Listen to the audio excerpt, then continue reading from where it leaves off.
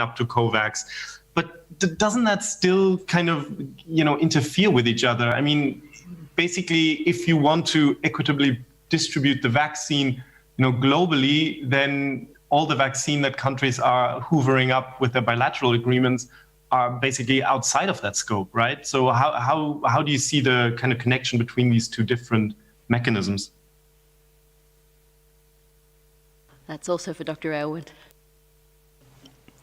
Thanks, Kai. And in terms of how many countries have signed up, you're absolutely right. But the number, again, is over 170 countries now are engaged in conversations, and that represents over 70% of the world's population. So a huge number. And per your second question, this is so important to ensuring that vaccine gets out to all countries at the same time in a managed order, so that we reduce risk around the world as rapidly as possible, and then get the world's societies open again, health systems safe, and economies open as well.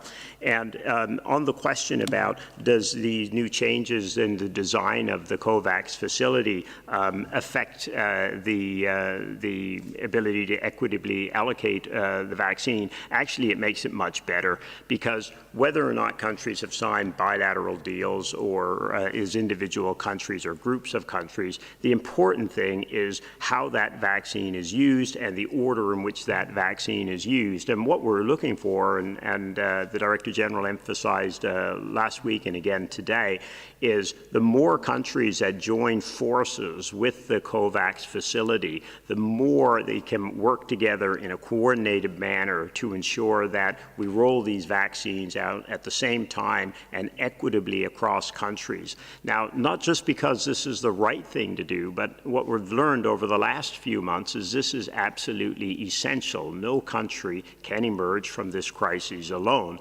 And what we need is to get our health systems safe and protected again, first and foremost, because that and the severe disease it manages is what is having the knock-on effect with the changes in societal behaviors we've had to promote, as well as, of course, the economic impact. So what we've learned really, in a nutshell, is that the critical thing is to ensure some vaccine gets to all countries as early as possible, and the design changes in COVAX, where we can have the participation of all countries, now provides an even stronger mechanism through which we could coordinate that rollout so that all countries benefit, and most importantly, the entire world comes out of this crisis as rapidly as possible.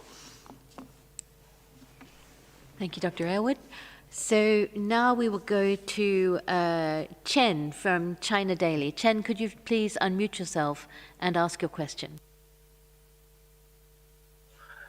Hi, my question is about Beijing made a headline just a few days ago